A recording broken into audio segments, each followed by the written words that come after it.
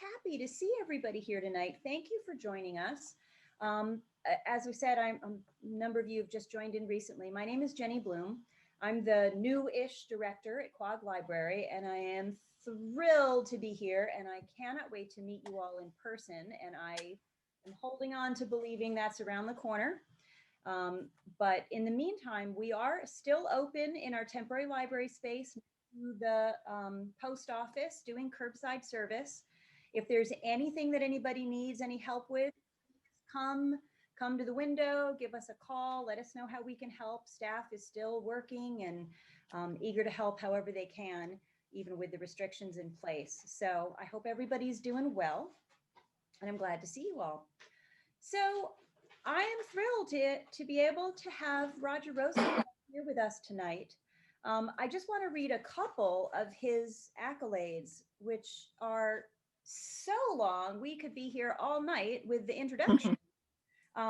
But in a nutshell, and I'm sure most of you are all fully aware of his incredible career, but Roger's the author of 20 books, and they've been translated into 14 languages. Five of those books have been on the New York Times Notable Books of the Year, and three New York Times bestsellers. That is no small feat. That is remarkable. Roger's memoirs, Kayak Morning, The Boy Detective, and Making Toast.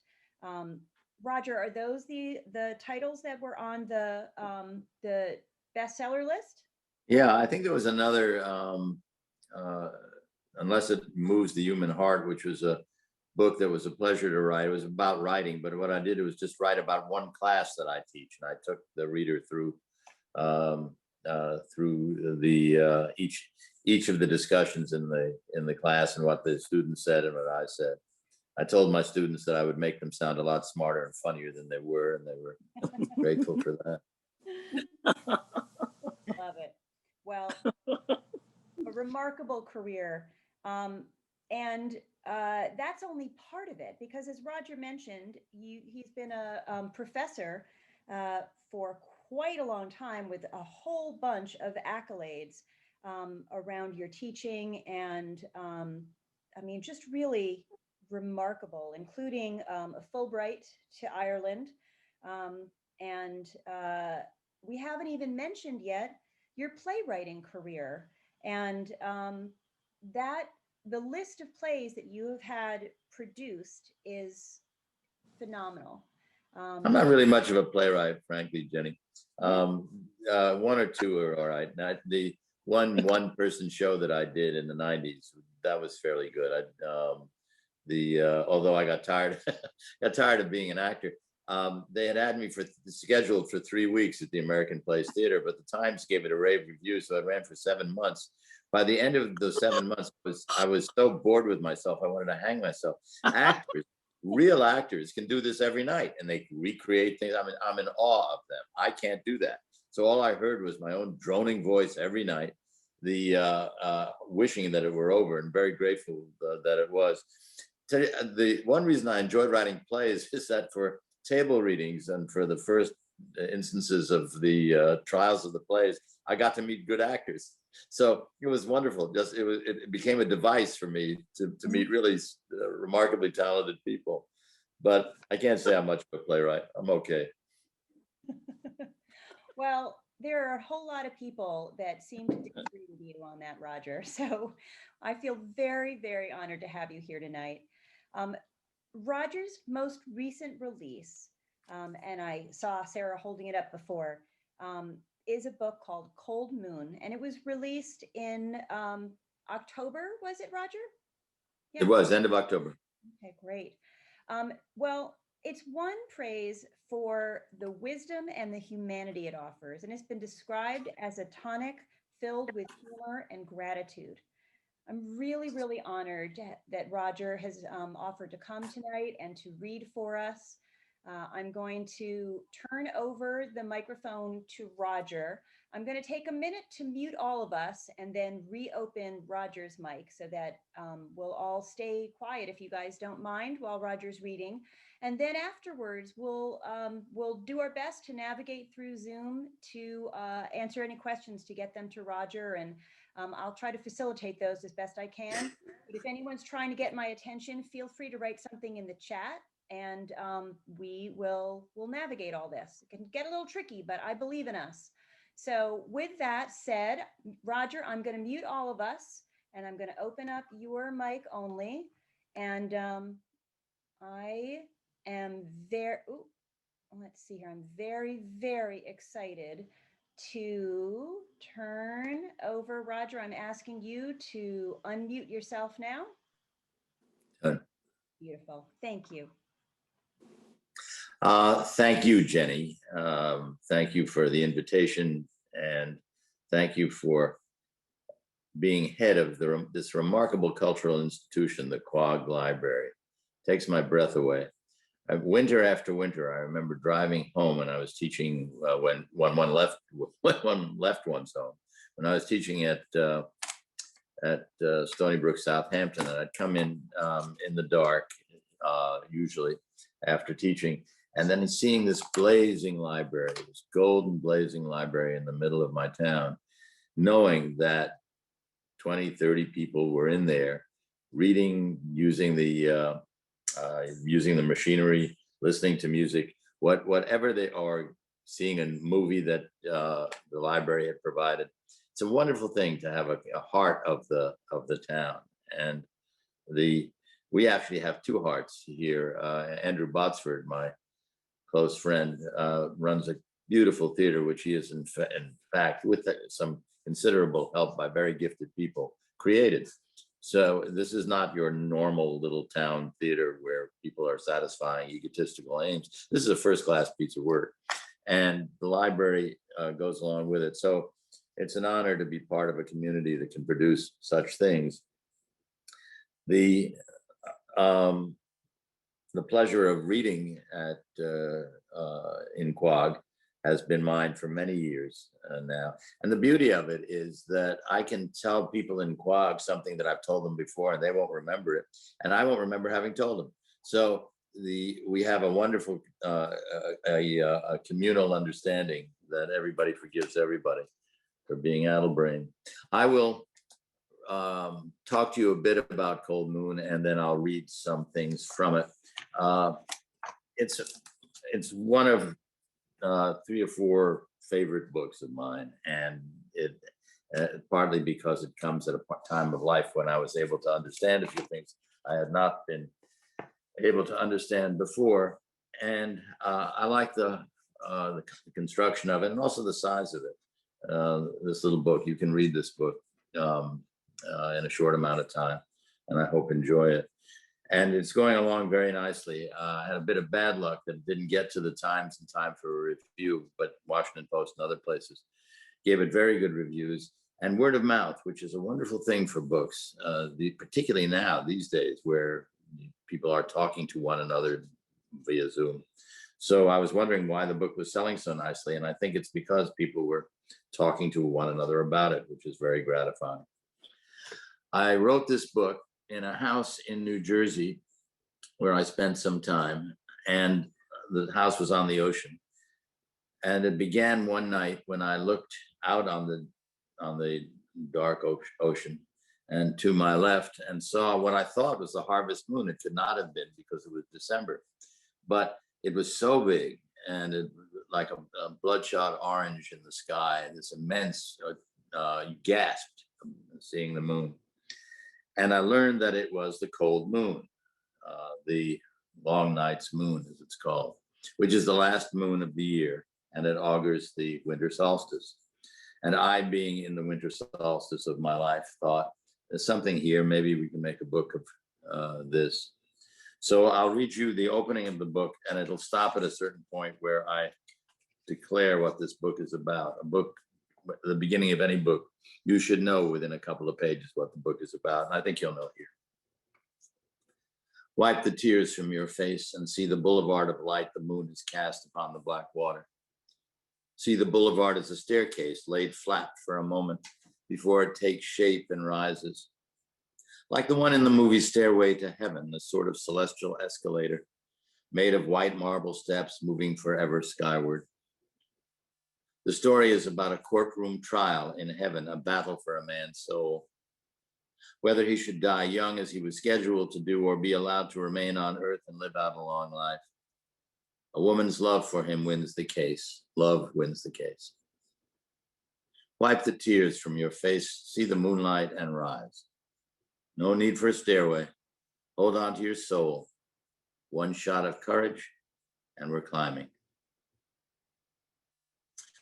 Sitting on a beach with my 10-year-old grandson, Sam, I watched his brother, 6-year-old James, balance himself while standing barefoot on the top rail of a high white wooden fence. James does things like that, climbs something and finds a perch, disregarding any possible danger. Now dressed in red shorts and a Washington Nationals t-shirt, he is gazing out to sea, his little body angled away from Sam and me. It's a wonder how James goes off on his own and takes in whatever he can, I remarked to Sam. Without turning to me, looking admiringly at his brother, Sam says matter-of-factly, he loves life. Midnight on December 20th, 2019, near the advent of the year of flawless hindsight.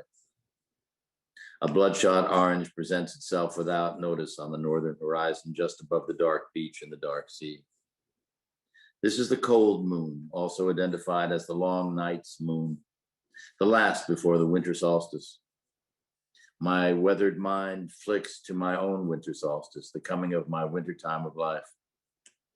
Through a 3-windowed wall, I watch and brood.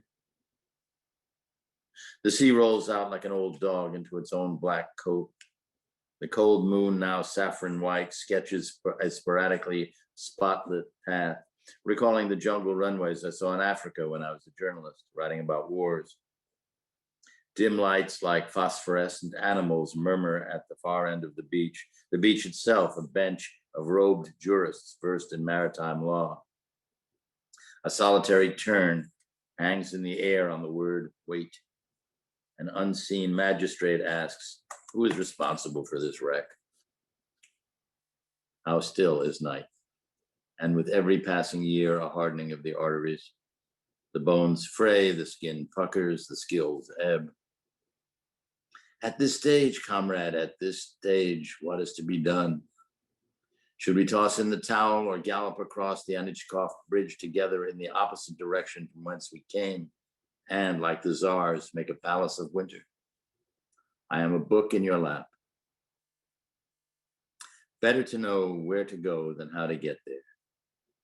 I wander from thought to thought, having learned but 3 things from my long night's moon. I believe in life. I believe in love. I believe we are responsible for each other.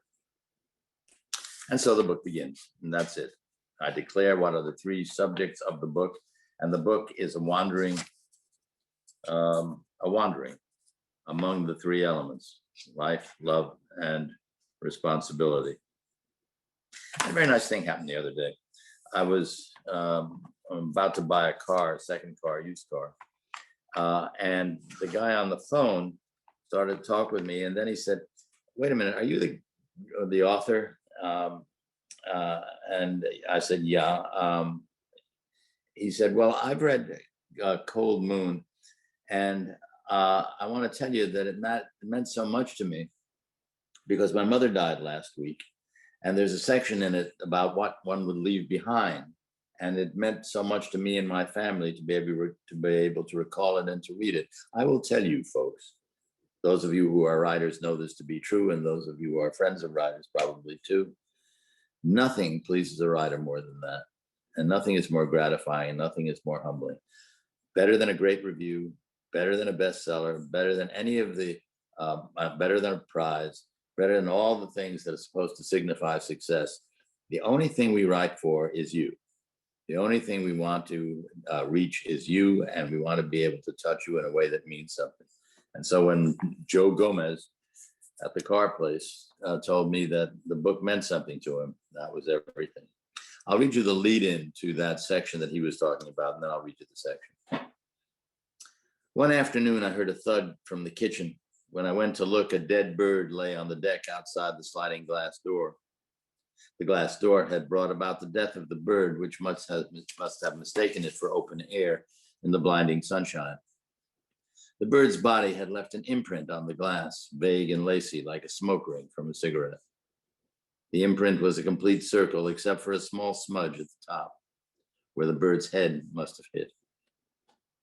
The little guy lay on its back on the deck, still as any sun worshiper. I did not recognize the markings, green, orange, and brown like a mallard, but smaller. When I picked it up to put it in a Ziploc bag, the bird felt heavier than I had anticipated. The body had heft and substance. Only when I had tossed it in the trash and returned to the house did I notice the imprint on the glass door. It was there that day and remained through the following morning and a few days after. I would wipe the glass door clean eventually, but not that day. The smoke ring was all that was left of the bird. What would you leave behind? This book and that. What would you leave behind? This gesture, that smile. What would you leave behind? A faint imprint, a feather. What would you leave behind? Would you please repeat the question? What will you leave behind? I don't know. Love? That's more like it. So the book goes on, ambles its way, thought after thought. Try to vary the music of it. I play a little jazz piano, and I'm aware of the necessity for varying the sounds of a book. I write by ear. A friend of mine, I'm blessed to say he's a friend of mine, Alan Bergman, who with his wife Marilyn wrote The Way We Were, Windmills of My Mind, and a dozen other standards that you know. Alan once said that when he writes lyrics, he hears the words in the music. And when I write, I hear the music in the words. So when I start to write, I want to make sure that the rhythms are there and the sound is there and the variety is enough to keep the reader at least awake. I doubt God every other day, yet I pray all the time. I pray without God. Prayer is the sound of longing. In the chapel of my longing, I pray.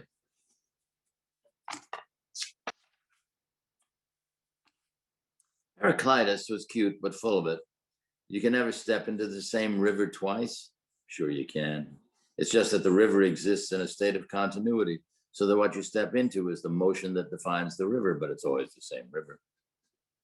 The point is that certain things are made of change, and the river is always true to the change that defines it. Life, too, is made of change. Thus the phrase, always said with a shrug, that's life. Of course, all this riddling chatter raises the question, what are you doing stepping into the river in the first place? What was Heraclitus doing? You can drown stepping into a river, just saying.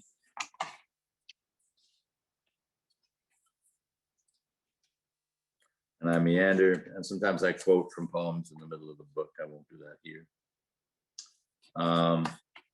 Let's see this one.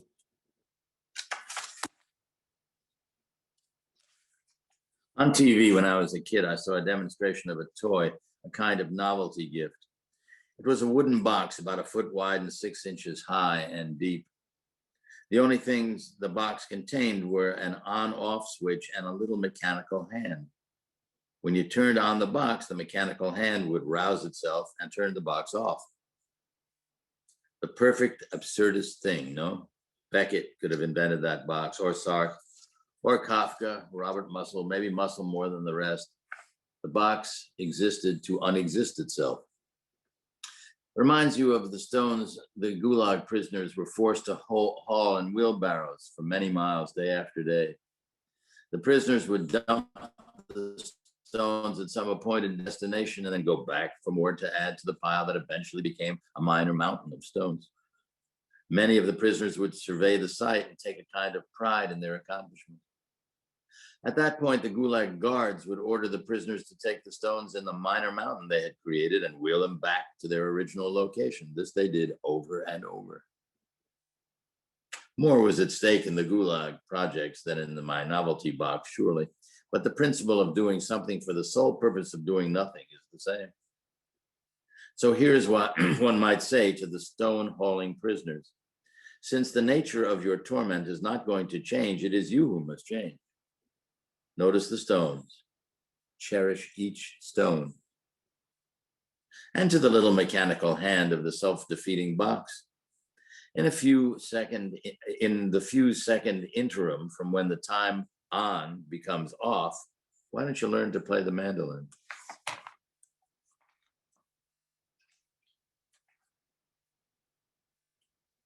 I'll tell you about my Aunt Julia. My Aunt Julia was a remarkable woman. I'll read the section on her.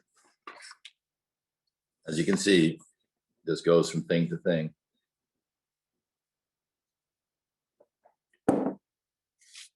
My Aunt Julia was small and bent from osteoporosis, and she walked with much difficulty, though you couldn't tell, because her bright hello ran interference for her. She worked at her secretarial job her whole life, taking 2 weeks vacation in the summers in Kennebunkport, Maine. The proprietor of the hotel she stayed in gave Julia her room for free, simply because he liked her. Who could not like my Aunt Julia? She was life itself in a small package. An amateur painter, she brought her canvases to Kennebunkport and her easel and oils, and she spent the long, bright days painting the sea. She wore big jewelry and turbans. One summer, when I was 15, out of the blue, Julia asked would I like to join her in Kennebunkport. Without hesitation, I said yes. Those were the summers I worked at a tedious job for my grandfather, watching over a dead office and playing pickup basketball in nearby playgrounds. 2 weeks with Julia seemed just the ticket.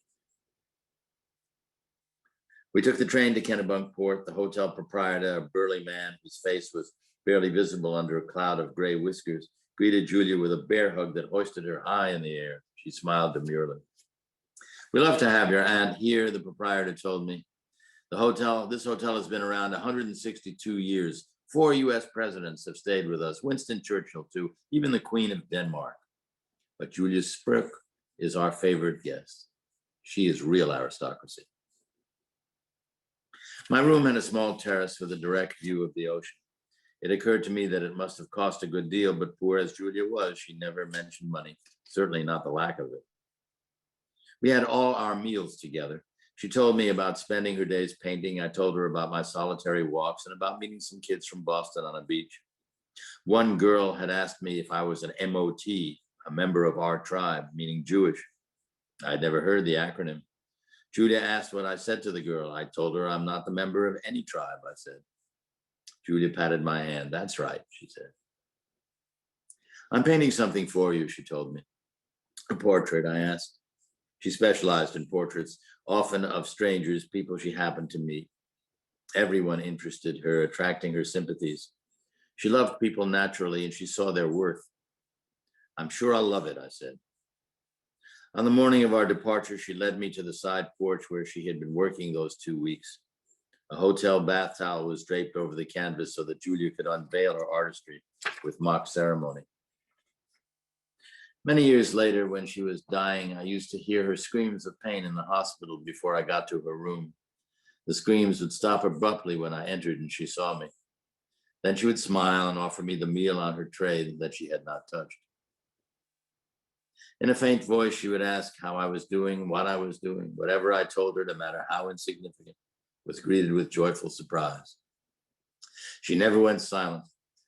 As I was leaving one afternoon, she asked if I ever looked at the portrait of me that she had done in Kennebunkport, me standing on the terrace looking out at sea and one lone sailboat. Only every day, I told her. At a small memorial service in the office in which she had worked, her colleagues spoke of her warmly. Each said something different, emphasizing a particular quality of my aunt's, but there was no question they were talking of the same person. Her boss went last. He said Julia was very small and she lived in a very small compass, but the world of her heart was immeasurable because she filled every inch with life, love, and care for others. My Aunt Julia.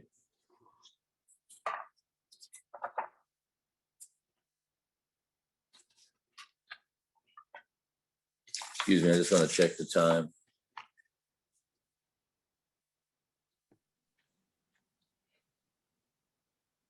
You do. Okay. You started reading at about 6:45. We got a late start. Oh, I'm fine. I can bore these people forever. Nothing is gone. Nothing. Not the tide. Not the moon. Not your Amy. That's our daughter. Not your Amy or your Aunt Julia or your 6th birthday party where you stood on your chair and sang Blue Skies. Not your sins either. Some things you want gone forever. Some you want to retrieve and keep in your purse or your safe deposit box. Whatever you want or do not want makes no difference. No difference. Nothing is gone. And Philip Larkin's line, what will survive of us is love. That is not gone either. Not the line, not the thought. What will survive of us is love.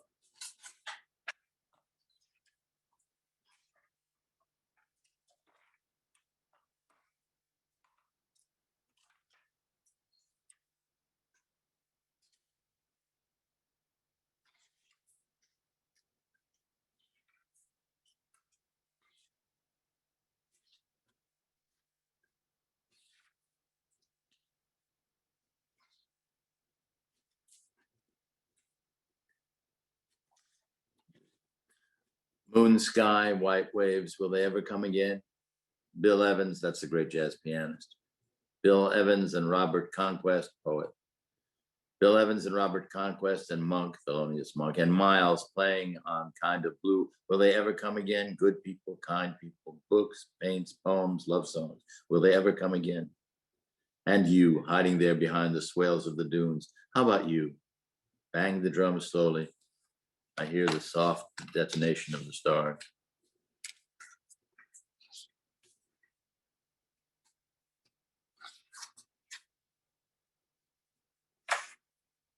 Chang Tzu, the Taoist philosopher, wondered if he was a man dreaming about a butterfly or a butterfly dreaming about a man.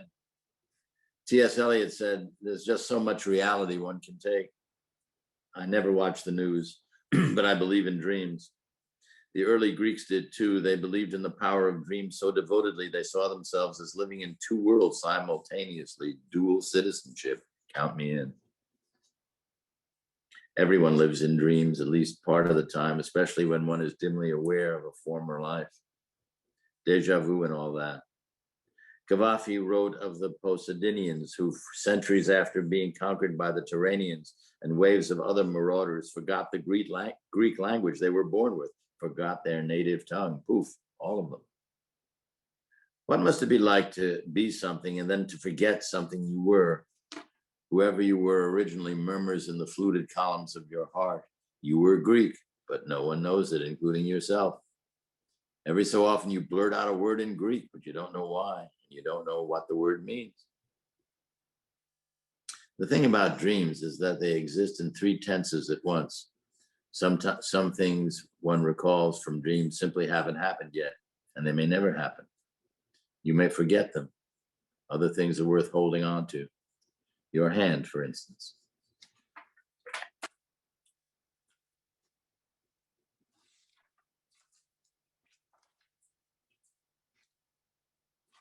I'll just read the end of the book and then we can talk.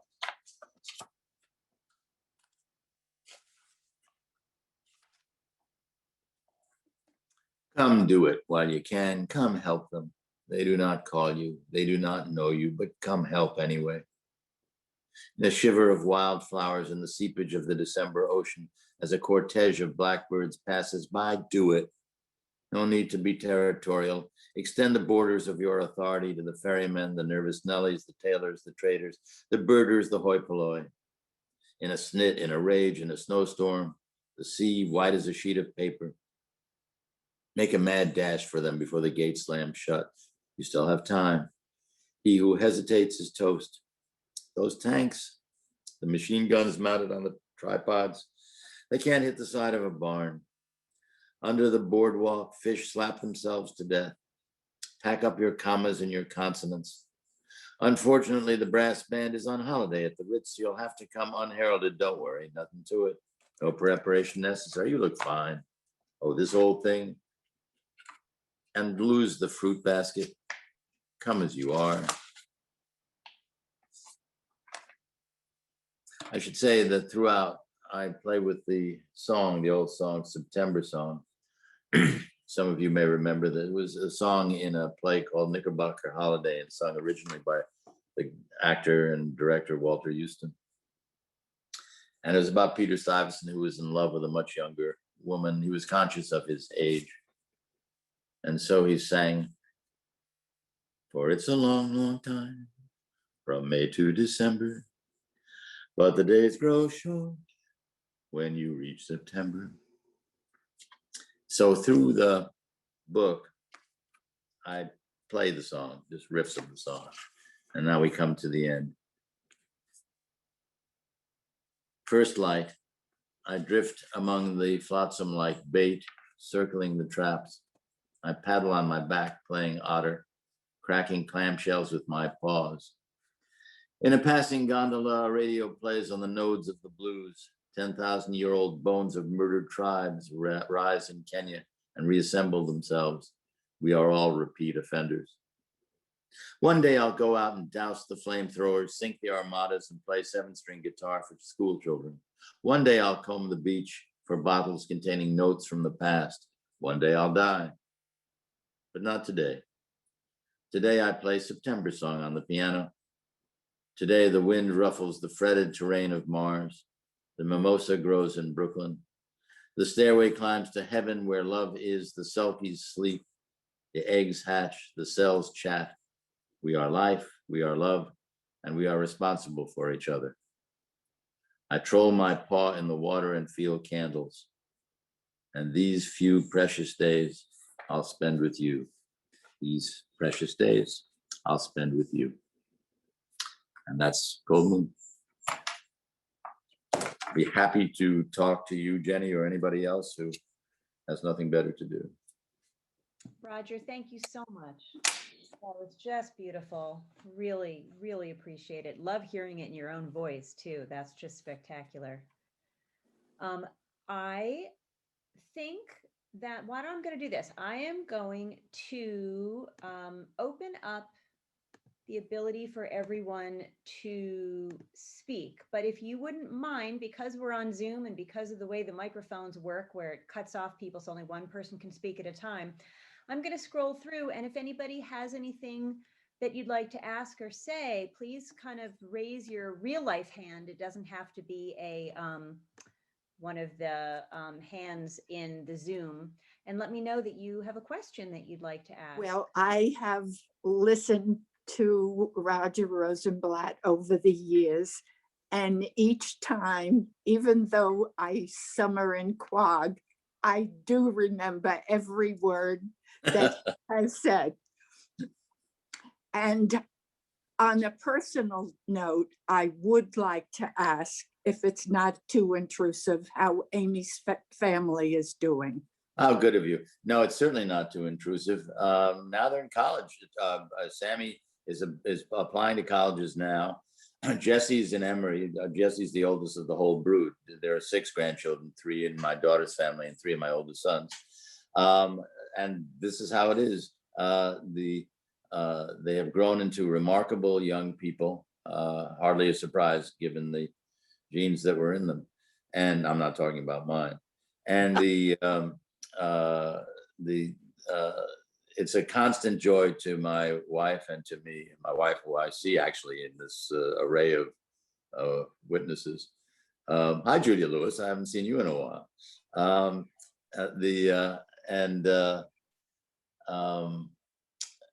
We were down there as much as we possible. One of the penalties, one of the casualties of many, and small compared to other people, is that we haven't been able to get down to the grandchildren during this COVID business. When we get our second shot and wait the proper time, then we're going to try to get down in March. But it's been a very long time and we miss them enormously.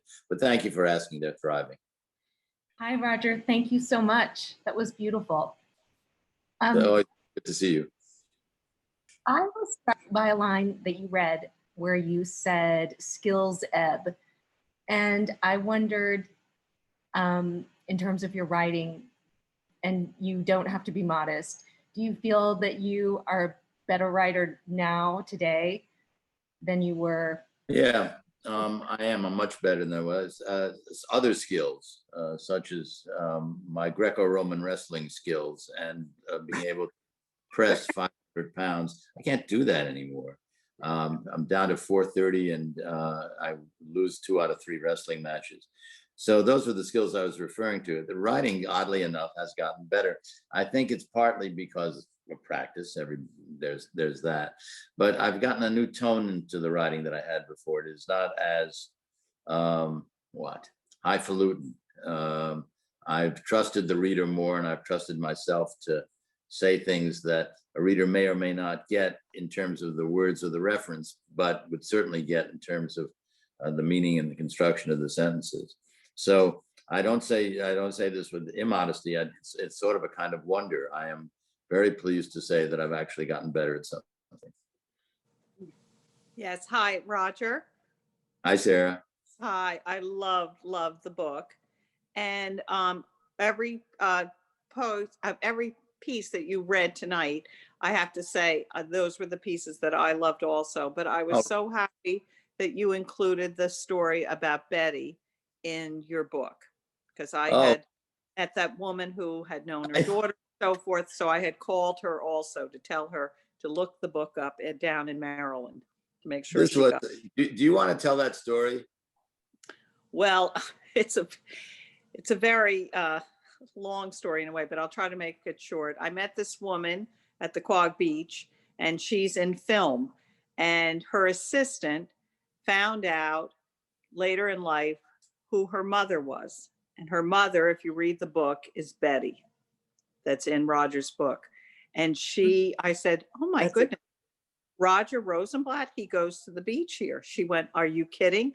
I said, he always comes to lunch at 12:30. So every day we went to lunch at 12:30, and we found Roger and Ginny, and she thought she hit the lottery to meet you, to be able to tell. I felt I hit the lottery. Betty, when I met her, was down on her luck, singing for pennies on Broadway, on the corner of Broadway. She had been a singer when she was a young woman, and she'd really been a doozy of a personality, and still was in a way.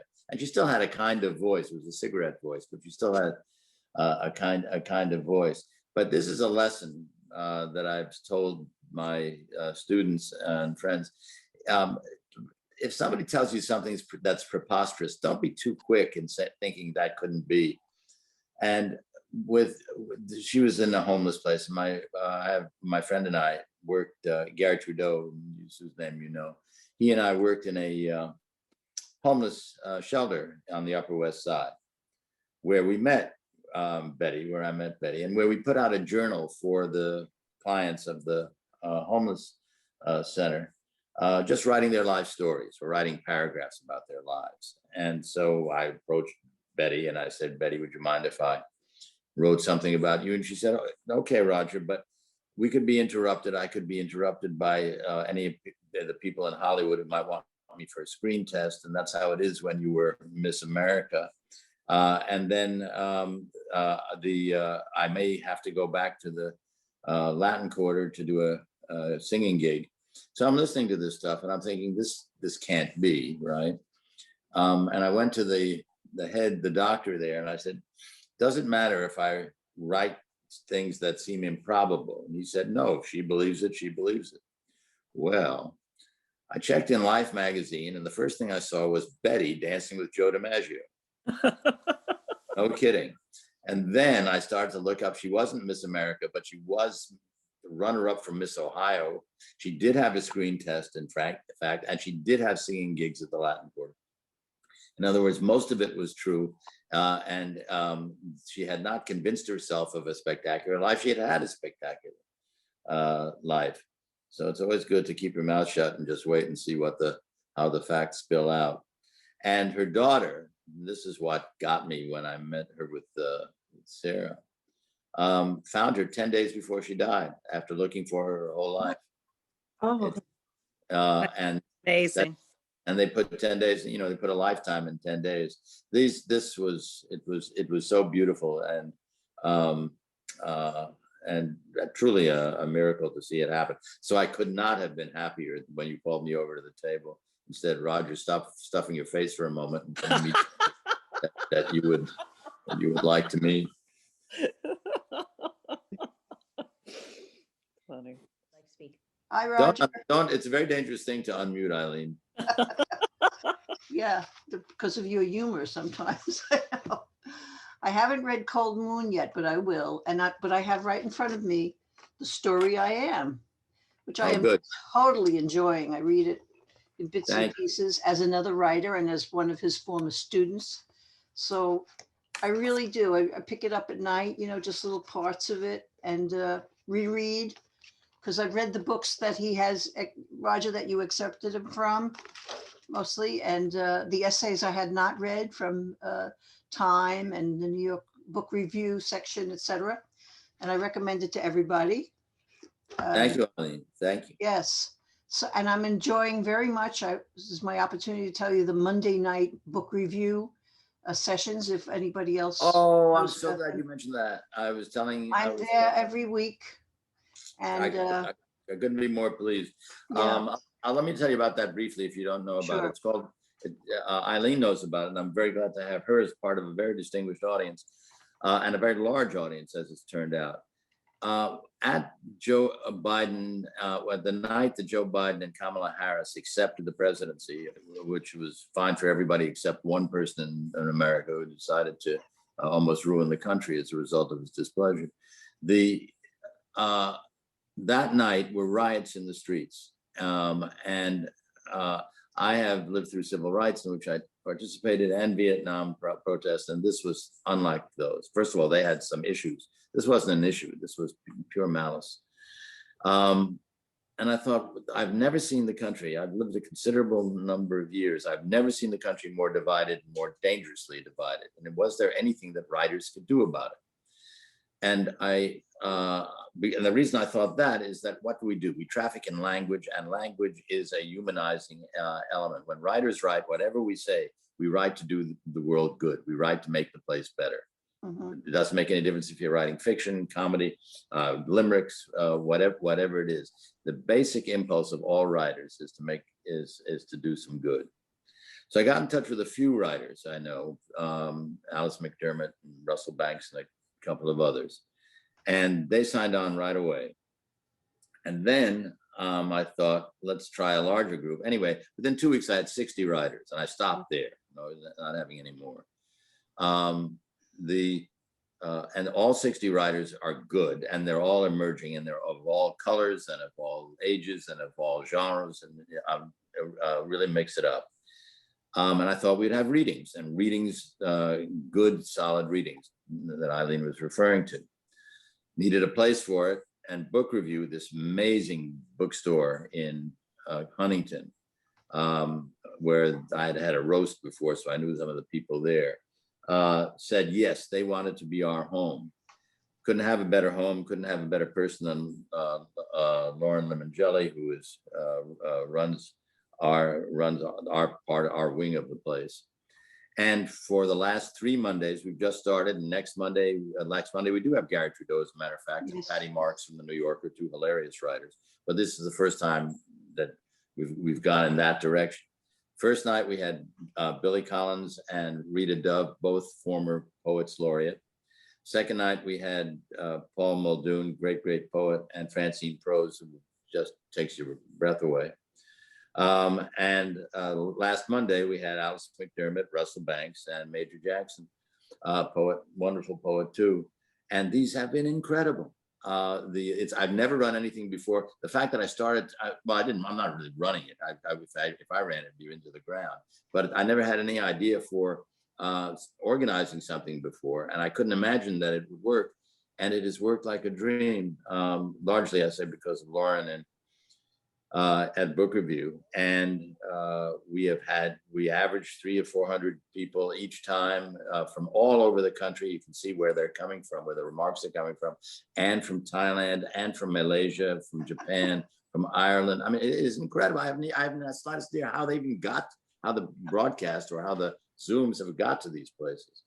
But it's very gratifying because the initial notion that I had, the small idea that writing could actually help heal the world, is catching. And if it makes any difference at all, I will be delighted. One of the liabilities of such things is that you're only preaching to the choir. And I imagine the choir, I'm looking at the choir now, but the fact is that there's no reason that conservatives wouldn't be just as enthralled with these readings as liberals, and just as moved by, and they are, as by King Lear and Jane Austen's characters, and Richard Wright's characters, and George Eliot, and all the great personages of literature. Move the same people, whatever your politics are, because they are people, and that's the commonality that I was trying to enforce. So it's called Write America. It's on Monday nights at 7 on Zoom. All you need to do is to search for book review Write America, and you'll get the whole schedule and the link to tune in. And I urge you to do it. I think you'll enjoy it. I would not promote something I didn't think you would enjoy. Thank you, Eileen, for bringing this up. One other thing, Roger. That's enough from you, Eileen. That's it. You did enough. Caused enough trouble. No, I want to say that thanks to Roger, when I was taking his class, I wrote, as I've written to you, Roger, 3 rooms, shared bath, a landlady in the Hamptons, which is going to be published this spring. I mean, and you were very motivational to me. I could not be prouder of it. That is I am wonderful. so glad, and thanks to you. And I hope everybody tunes in to the Monday ones too. Thank And you. welcome to the world of poverty and humiliation. Yes. Thank you, Roger. That's fantastic. I want to mention for folks that are trying to find this. Oh, I'm sorry. My wife who corrects me at every turn and has left her little square in order to do it. If I said Zoom, I was wrong. It's Crowdcast. That's the platform for Write America. Thank you, dear. I was going to say, I'm on the book review. I Googled book review Huntington, and the store popped up, and I went down to the events. And so I'm looking at the full calendar that you can register for all of the sessions on. So Yay. that's the way I've been I found it here.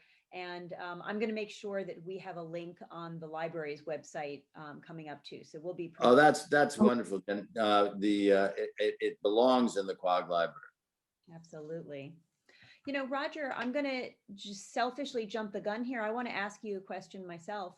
I'm super curious about whether COVID and sort of this strange last almost year that we've been in has affected the tempo of your writing, both the logistics of sitting down and writing and whether it's changed sort of your schedule of work, but also if you find that it's changed your voice in any way, or the tone or the tempo of your writing during lockdown. I'm so curious to know. Coincidentally, I am at this very moment and the last few days wrestling with a book about living through COVID. And it's similar in tone to Cold Moon, and similar in structure. But I did find it have found it such an interesting and testing time in terms of human personality and capability that I thought I'd see if I could make a little book of it. For writers, by the way, writers don't even know there's COVID. There is no difference in our lives now than there was before the plague hit. We are solitary creatures. We are barely aware that there is an outside, and every writer I talked to said, makes no difference to me, just as long as they stay healthy. We are the weirdest profession, and we finally found a comfortable place in the world. Right. Well, I have really, really enjoyed this evening with you all. Roger, thank you so much for being so generous with your art and your time, and your warmth is just staggering. So I can't tell you how much I'm enjoying getting to know your work, and really appreciate it. My pleasure, Jen. Thank you so much. Thank you. Thank you. Everybody, thanks for joining us tonight. It's been I'll be back. seeing your faces, and I hope to see you all in 3D at some time in the near future. And again, the library construction project is just moving along beautifully. Oh, thank you so much for putting that in the chat. I'm seeing the link there, Jody. Thank you for doing that. That is to Right America.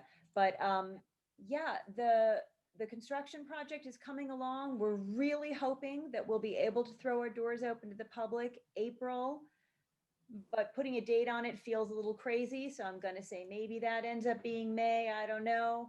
But we are home stretching it. And I really look forward to seeing you all. In the meantime, if there's anything that we can do for you at the library, our staff is dying to help you. We miss seeing you all. So thank you all so much, Roger. Sorry. Thank you. Thank you for your beautiful work, and thank you for all of your generosity of giving to young writers and old writers and all that you're giving so generously of yourself. Thank you.